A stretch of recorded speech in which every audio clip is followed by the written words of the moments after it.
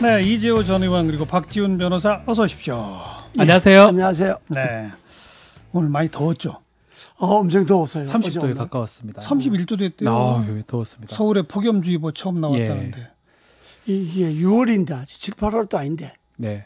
엄청 더운 거. 금년 여름이 사상 엄청 더울 것 같아요. 사상 최악의 더위라는데 이거 그럼에도 이게 뭐 과학적으로 검증이 된 건지 몰라도 코로나를 좀 할 수만 있다면 그거 관계 없대잖아요. 그리고 우리나라에서 좀 더우면 조금 더 효과가 있지 않을까 이런 희망 섞인 기대를 좀 해봅니다. 그랬으면 좋겠어. 더운 건 좋은데. 예, 더워도 좋으니까. 코로나만 없어졌으면 좋겠어. 아니, 그 관련이 없대잖아요. 참. 희망 섞인 기대라고요. 예. 근데 이게 날씨 얘기를 왜 꺼냈냐면 이게 자꾸 열받는 뉴스들이 이렇게 나오니까. 네. 두 분이 열받는 뉴스 하나씩 갖고 오셨잖아요. 그 얘기부터 해봅시다. 우리 이재호 전 의원의 선공으로 금태섭 징계, 민주당에 민주가 없다 이런 제목을 붙이셨네요. 그렇습니다. 예, 우리가 국회의원을 해보면 이 당론의 당론과 안 맞는 주장을 할 때가 있어요. 저도 뭐 수없이 해봤는데 뭐 주로 해봤는데 그러나 당론이라고 하는 거는 권유지 국회의원에게 강제 당론이라는 건 없습니다. 왜냐하면 국회의원이라는 게 다 개개인이 헌법기관이기 때문에 국회의원으로서 임무가 우선이기 때문에 당에서 뭐 강제 당론을 이렇게 할 수는 없거든요.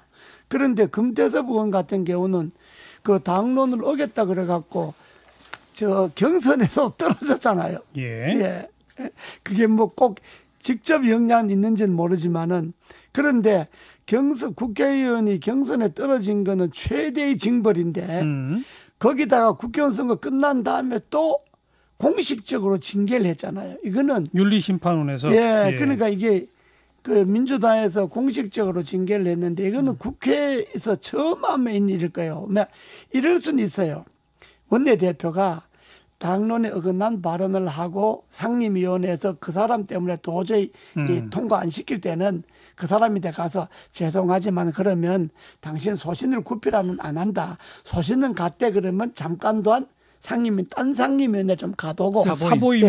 이렇게 사보임을 권할 수는 있어요. 그러나 그렇게 해서 할 수는 있는데 징계는 처음이다. 그러나 징계를 공식적으로 한다. 이거는 진짜 처음 있는 일이에요. 일단은 경선이었어요. 만약에 뭐 단수 공천에 전략 공천을 통해서 뭐 떨어졌다면 뭐 그건 달리 볼 수 있지만 본인이 경선에서 표를 못 받아서 떨어진 거 그건 그렇게 얘기를 해야 되고 총선 때 후보 경선. 근데 일단은 징계 부분을 좀 얘기를 해야 되는데 두 가지 측면을 좀 봐야 됩니다. 이제 소신이라든지 양심이라고 이제 얘기하면서 국회법과 헌법과 충돌된다 얘기를 하는데 토론 과정을 상당히 오랫동안 거친 내용입니다. 공수처라든지 검찰 개혁 관련해서 그 토론을 하면서 본인이 주장도 충분히 했을 거고 결국은 주장이 안 굽혀진다 해가지고 끝까지 한다는 게 과연 민주주의에 맞는지 한번 봐야 될 것 같고요. 결국은 그래서 본인도 의견을 냈는데 다른 의견이 받아들여졌기 때문에 이제 그게 당론이 된 건데 두 번째로 또 하나 봐야 되는 게 민주당의 정체성 부분입니다. 2003년도에 열린 뭐 그 당시 민주당이었죠. 민주당 그때부터 공수처 법안을 냈던 거고 상당히 오래된 법안이고 민주당이라면 검찰개혁 특히 공수처 법안은 이 정체성과 가까운 정체성에 해당하는 이 법률이기 때문에 이거에 대해서 본인이 검사 출신이기 때문에 뭐 양심에 반한다 이렇게 말하는 거는 오히려 맞지 않고 뭐 그렇다면 미래통합당 안 하고자 하는 미래통합당 가서 그렇게 얘기를 하든지 해야 되는데 그렇게 그런 부분에 대해서 징계를 한 거고 또 징계 수위도 뭐 경고 정도면 뭐 약한 거거든요. 그런 측면에서 좀 지켜봐야 되지 않을까 생각이 듭니다. 그런데 그게 그렇지 않는 것이 당의 정체성에 관련된 사안을 토론 끝에 결론을 내렸으면 따라야 되는 거 아니냐? 따라야 되는데 안 따르는 거잖아요. 그렇지 않는 게 당론이라는 게 민주당이라고 하는 것이 당이 민주화잖아요. 당의 민주화는 국회의원이 개개인의 민주화가 보장돼야 되거든요. 당론이 아무리 그렇다 하더라도 본인이 나는 당론은 그렇지만은 내 국회의원의 양심상 내 소신상 이건 맞지 않다. 그러면 반대할 자유를 줘야 되는 거예요. 그 사람이 반대해도 찬성하는 사람만 해도 그 당론 통과가 된다. 반대는 토론 과정에서 하면 되고 충분히 했다고 저는 알고 그러니까 있거든요. 토론 과정에서 했는데 예. 그 토론 과정에서 내 주장이 받아들여지지 않아서 그러나 나는 이거는 동의할 수 없다라고 하면 그래 당신의 동의 자체는 받아들일 수 없지만은 그러나 동의할 수 있는 자유 당신이 주장할 수 있는 그 자유는 우리가 존중한다라는 것이 민주당이지 그걸 뭐 말은 할 수 있어요. 당 대표나 원내 대표가 불러서 아이 그 당신 서운하게 왜 그래 이렇게 이야기할 수는 있지만은 그걸 징계를 한다. 아무리 경고를 하더라도 이거는 민주당이 진짜 민주를 없애고 이 전체주의로 가는 다시 거죠. 그때로 돌아가 보면 한 표 한 표가 정말 귀했던 시점이에요. 4+1에서 과연 검찰 개혁 법안들 검경성 조정 법안하고 다 통과가 될지 안 될지 아주 의문시되던 상황이었거든요. 근데 그 상황에서 한 표 한 표 소중했기 때문에 만약에 이렇게 당론 지키지 않고 마음대로 할 것 같으면 통과가 안 될 수도 있었다는 겁니다. 막 그런 거에 대해서 뭐 저는 사실 그 부분은 굳이 징계까지 해야 되냐는 그러니까요. 사실은 뭐 약간 의문이 있습니다. 특히 선거 끝난 직후에 예. 그렇긴 한데 어쨌든 간에 당의 어떤 당론이 강제적 뭐 정해진 거라면 절대적으로 좀 따라줘야 된다. 그런 것들인데 최소한의 지금 예를 들어서 뭐 당원권 정지라든지 이것도 한 거 아니에요. 경고거든요. 단순한. 아주 약한. 아주 약한. 네, 그래 그거는 뭐 약하고 그렇다 하더라도 이재호 전 의원의 표현이 아까 프랑스 사상가 볼테르의 말을 인용하신 거예요. 나는 당신의 의견에 동의하지 않는다. 그러나 당신의 말할 권리는 존중한다 이거거든요. 내가 뭐 국회의원을 안 해본 사람 같으면 좀 모르고 하는 소리다 이러지만은 나도 당론에 수없이 반대받고 결국은 반대하다가 박근혜 대통령 때 공천까지 잘린 사람인데 만약에 금태섭 의원이 반대를 해갖고 그 법안이 통과 안 됐다 하더라도 금태섭 의원이 반대의 자유는 존중해줘야 되는 거예요. 그런데 그걸 징계를 한다. 징계를 하는데 뭐 수준이 경고가 제일 낮은 수준이다 하지만 그러나 그걸 공식적인 무슨 그저 윤리심판원인가 뭐 기구를 통해서 징계한다 하는 거는 그건 민주당이 오만해서 나온 거예요. 그건 금태섭 의원이 징계에 문제가 있는 것이 아니라 이제 이번 이런 게 있을 거예요. 민주당 국회의원이 많이 됐잖아요. 170명, 180명 되어 놓으니까 그걸 일일이 다 통제할 수 없을 거니까 금태섭 의원의 본보기를 해서 앞으로 꼼짝 마라. 이런 그 군기 잡는 그런 군기잡기용이라는 거에 대해서 필요했을 거예요. 글쎄요, 뭐 그렇게 표현하면 그렇게 바라볼 수도 있겠죠. 그렇지만 앞으로 어떤 뭐 당론이 정해졌을 때 예컨대 3분의 2가 되면 강제적 당론인데 이게 실효성 없게 한다 그러면 뭐 국회의원의 양심이라는 건 저는 좀 다르게 봅니다. 이런 것까지 양심의 자유고 내가 개인적으로 어떻게 믿고 있는 거를 하는 걸 양심 자유로 저는 생각하지 않는데 뭐 그건 변론으로 하더라도 일단은 그렇게 된다면 당이 당으로서 정치적 의사결정체로서 이게 제대로 기능을 할 수 있을지 의문이고요. 특히 국회의원이라면 입법을 하러 가야 되는데 입법하기로 해놓고 입법 안 한다고 해버리면 이거는 좀 심각하지 않을까 생각이 들거든요. 본인이 해놓고 안 한 게 아니라 본인은 처음부터 반대를 했고 그리고 표결도 본인이 반대표를 던진 게 아니고 기권표를 던졌잖아요. 기권해가지고 안 될 수도 있었잖아요. 충분히. 기권해서 안 될 수가 있는데 그 상황이 설사 안 된다 하더라도 기권했는데 그걸 징계를 한다?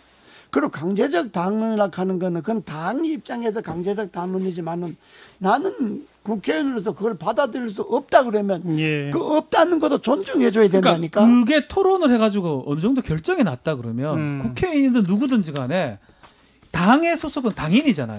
그럼 그걸 계속적으로 안 맞으면 그거 잊지 말아야죠. 그 당에. 그 당 왜 있습니까? 헌법이나 국회법 규정은 어떻게 보세요? 그러면? 그게 말하는 양심이라든지 거기에 말하는 직무상 그거는 정말로 누구나 가치가 인정될 수 있는 것들. 예컨대 독재를 하려는 법안을 만들려 할 때 그때는 모르죠. 근데 공수처 같은 경우는 조금 다를 수 있어요. 미래통합당하고 생각이 다를 수 있지만 민주당에서는 거의 80-90% 이상이 인정할 수 있는 검찰개혁 법안 중에 그런 부분이고 민주당원들이나 지지자들도 대부분 마찬가지거든요. 그런 법에 대해서는 양심의 자유를 저는 직무상 소신의 자유 얘기하기 좀 어렵지 않나. 오히려 본인이 검사 출신이기 때문에 자신의 직업에서 왔던 그런 어떤 좀 그릇된 주장이 아닌가 좀 생각이 좀 듭니다. 그거는 민주당이 금태섭 의원이 검사 출신이고 자기는 법조인의 양심상 이 공수처법 찬성할 수 없다 하는 이야기를 처음부터 쭉 밝혀왔어요. 근데 도대체 표결장에 들어가서 기권표 던지는 게 아니라 자기 의사를 충분히 이야기했어. 그러면 예. 당에서도 금태섭 의원은 반대하겠구나를 생각하고 금태섭 의원이 반대표를 생각하고 당이 원내대표가 작전을 짜야 되는 거예요. 그런데 처음부터 반대해왔던 사람인데 선거 훨씬 끝나고 결국은 반대한 이유로 경선에 떨어진 거예요. 알겠습니다. 그러니까 그런데 그걸 왜 징계를 하냔 말이에요. 자, 얘기가 반복되고 있어요. 민주당 안에서도 여기에 대해서는 좀 견해차이가 있습니다만 어쨌든 뭐 두 분의 주장 잘 들어봤고요. 이제 이번에는 박지훈 변호사께서 선공 위안부 쉼터 소장 사망 사건을 거론하셨네요. 안타까운 일이 발생했습니다. 자, 위안부 쉼터죠. 쉼터의 소장이 뭐 지금 보도된 바에 따르면 뭐 극단적 선택을 한 걸로 보입니다. 네. 뭐 타살의 흔적이 없고 뭐 유서는 비록 없지만 그래서 이제 일단은 알려진 바에 따르면 검찰의 수사 압수수색 또 특히 언론 같아요. 언론의 이른바 뻗치기 취재라고 표현을 하겠습니다. 예. 그 앞에 서가지고 초인종 누르고 문 꽝꽝 치고 그렇게 함으로써 한 사람의 생명을 앗아간 게 아닌가. 이건 극단 선택이 아니라 타의적 타살 같다라는 생각이 들어서 좀 이런 어떤 검찰의 수사 또 이런 또 언론의 태도 좀 바꿀 필요가 있다. 좀 자중해야 된다. 이 말씀을 좀 드리고 싶습니다. 이주호는 어떻게 보세요? 저는 그 점은 박 변호사님 생각하고 상당히 다른데 그 소장님이 우선 돌아가신 것에 대해서 조의를 표하고 애도를 금할 수 없습니다. 그 점은 먼저 밝히고 네. 그 소장님이 돌아가신 것에 대해서 윤미향 씨가 무슨 검찰과 언론이 뭐 책임을 져야 된다 이런 이야기를 했는데 나는 그 이야기를 듣고 상당히 그야말로 어이가 없은 게 그 돌아가신 거는 윤미향 의원 때문에 돌아가신 거예요.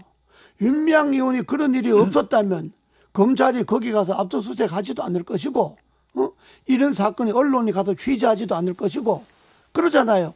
근데 언론이 취재나 검찰이 압수수색을 한다거나 하는 거는 그거는 하나의 절차인 거고 거기에 핑계대서 소장이 죽었다. 더구나 검찰은 뭐 조사할 계획도 없었고 뭐 소환 통보도 한 바가 없고 했다는 것 아닙니까?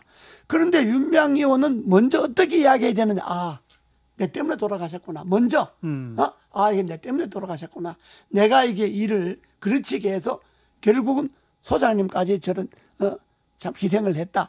이렇게 이야기하는 것이 그것이 사람으로서 정상적인 도리지. 사람이 죽음을 놓고 탓을 언론과 검찰에 돌리면 그 사람이요 그게. 잠깐만요. 그랬다 하시면 정의연이 만들어진 게 그러니까 무한으로 확대되는 겁니다. 가장 직접적인 원인을 얘기를 해야 되지.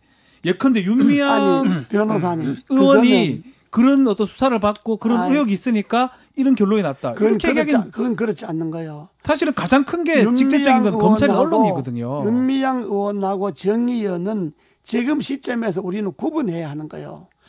어떤 누구도 정의연 활동이나 위안부 활동에 대해서 폄하하거나 왜곡하거나 그것이 잘못됐다고 말하는 사람은 없어요. 그러니까요. 예. 다만 그 정의연 활동을 핑계 삼아서 윤미향 씨가 자금의 불분명, 횡령의 의심, 배임의 의심, 그리고 개인이 공적 자금을 무도하게 사용한 이런 의심, 이런 것 때문에 윤미향 의원을 수사해야 되고 조사해야 된다. 이 이야기지. 예, 이거는 네. 정의연 활동과 윤미향 개인의 부정행위와는 별도로 해야 되는 거예요. 언론, 검찰이 그리고 검찰이 앞서 수석한 거는 언론이 집중적으로 공격하는 거는 정의연 활동에 대해서 검찰의 수사하는 언론이 공격하는 게 아니고 윤미향 씨 개인이 비리에 대해서 검찰에 수사하고 언론이 공격하는 거지. 그러면 윤미향 개인이 책임지고 자기가 먼저 사과해야지. 일단은 어떻게 자기가 언론과 검찰의 책임을 돌립니까? 윤미향 의원의 어떤 개인 비리라든지 이런 부분은 수사 중이기 때문에 밝혀진 바는 사실 아직 없습니다. 그거는 뭐 다르게 얘기를 해야 되고 제가 말씀드리는 거는 뭐 정의연 기계 아니고 계속적으로 원인과 결과를 확대시키면 이거는 저 과거까지 가버린다. 가장 중요한 결정적인 그런 선택의 계기는 제가 봤을 때는 언론이고요. 두 번째는 검찰 수사라고 생각합니다. 수사는 검찰 입장은 뭐냐면 소환한 바도 없고 뭐 조사할 그거 없다 얘기하지만 사실은 압수수색을 해갔습니다. 일반인이 느끼는 압수수색의 그 공포는 상당한 거고요. 왔다 가가지고 모든 자료 다 가져가는데 거기에서 느끼는 공포라든지 또 그리고 더 문제점이 됐던 거는 지금 좀 얘기했던 내용이 알려졌는데 그 쉼터 소장 같은 경우는 특히 언론의 기자들이 계속적으로 앞에 서서 초인종 누르고 뭐 문 쿵쾅거리고 그래서 그게 너무 고통스러워서 자신이 예전에 알던 기자한테 이 고통을 토로했다고 합니다. 그러니까 그게 뭐 모르겠습니다. 우리 이재호 의원님 말씀처럼 다른 요인이 있을 수도 있지만 일단은 여러 가지 드러난 정황에 따르면 지금 당장 이런 극단적인 어떤 선택을 한 거에 대해서는 가장 언론이나 검찰이 영향이 컸다고 보기 맞지 그러니까 두 분 말씀 잠깐만요. 두 분 말씀의 바탕에는 이재호 전 의원께서는 윤미향 의원의 각종 의심이라고 표현하셨는데 그것이 상당히 근거가 있다라고 바탕에 깔고 계시기 때문에 윤미향 의원의 책임이라는 용어를 쓰고 계신 거고 그렇습니다. 반대로 박지원 변호사는 그 의심이라는 것은 아직 불분명한 그렇죠. 것이고 확인된 게 없어요. 확인 전혀 없기 대신에 좀 억울한 마음이 있기 때문에 검찰과 언론이 과도하다는 표현 쓰시는 거 아닙니까? 약간은 그렇습니다. 그렇죠. 그러나 바탕에 깔린 건 그런 거 같아요. 달라요. 아니 다른 게 검찰과 언론이 과도하게 조사를 하거나 취재를 했다 하더라도 그 소장님이 죽은 것에 대해서는 그 책임은 윤미향 의원이 져야지. 윤미향 의원이 그걸 왜 집니까? 당연히 져야지. 왜냐 그러면 윤미향 의원이 그런 의혹에 있는 짓을 받지 않았으면 왜 검찰이 수사를 하고 언론이 취재를 하겠어요.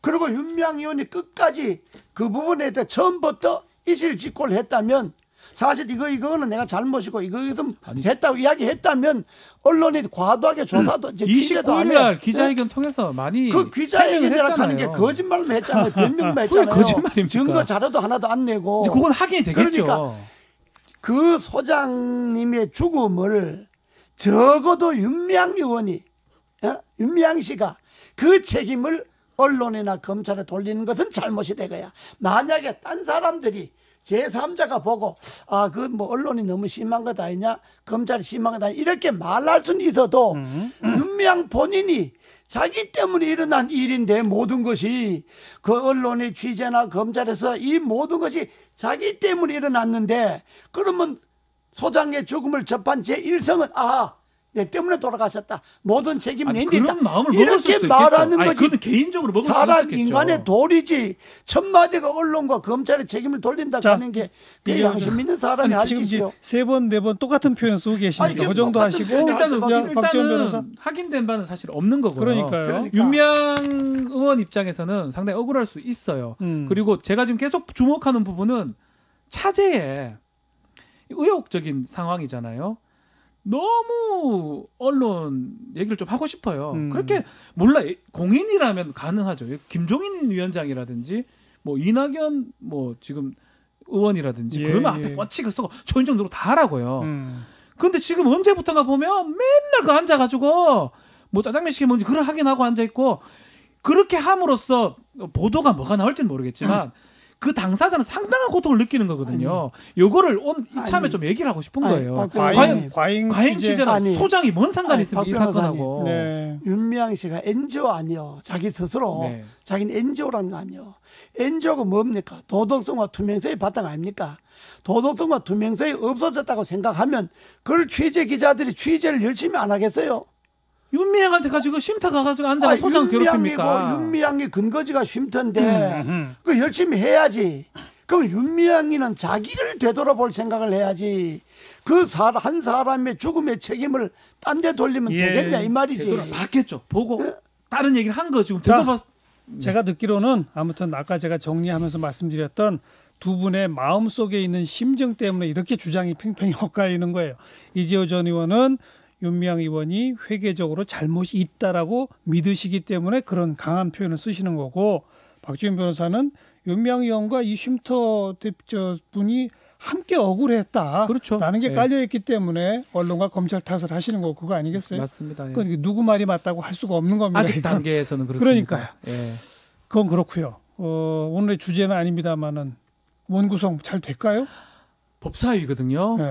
법사위가 이렇게 중요한 게 되는지 모르겠는데 안 할 수 없는 상황까지 온 것 같긴 합니다. 아니, 그러나 저는 결국은 여당이 양보할 겁니다. 아, 그래요? 결국은 왜냐 그러면 야당은 절대 이걸 양보할 수 없다. 야당 뭐 인원수도 적은데다가 이거 양보하면 뭐 끝장나니까. 그러나 이런 경우는 뭐 국회에 한두 번 있은 게 아니니까 뭐 옛날에 원구성 뭐 20일 뿐 아니라 뭐 6개월도 뭐 늦춘 적도 있는데 있는데 결국은 여당이 포용을 하고 양보해야 된다. 그래야만 이게 원만하게 돌아가지. 이 정도로 여당이 힘자랑할 만큼 했으니까 또 야당 골탕 먹일 만큼 먹였으니까 이쯤하고 여당이 양보하는 게 옳습니다. 그 얘기는 들었어요. 뭐 좀 아는 사람한테. 뭐 그렇게 할 겁니다. 17대 1이 되더라도 법사위를 가지고 오겠다고 하는 얘기를 들으면서. 근데 여당 입장에서는요. 20대 국회 발목 잡기 모습을 봤잖아요. 여상규 위원장. 그게 반복될 게 뻔하거든요. 그리고 해야 될 일이 태산이기 때문에 입법안에서. 근데 저도 사실은 그래서 밖에 나간 투쟁한다? 그런 모습까지 여당이 그리진 않을 겁니다. 박병석 의장도 마찬가지. 그래서 저도 이재호 의원님하고 며칠 좀 지켜보도록 합시다. 네. 직격 토론이었어요. 이재호 전 의원 그리고 박지훈 변호사 수고하셨습니다. 감사합니다. 감사합니다.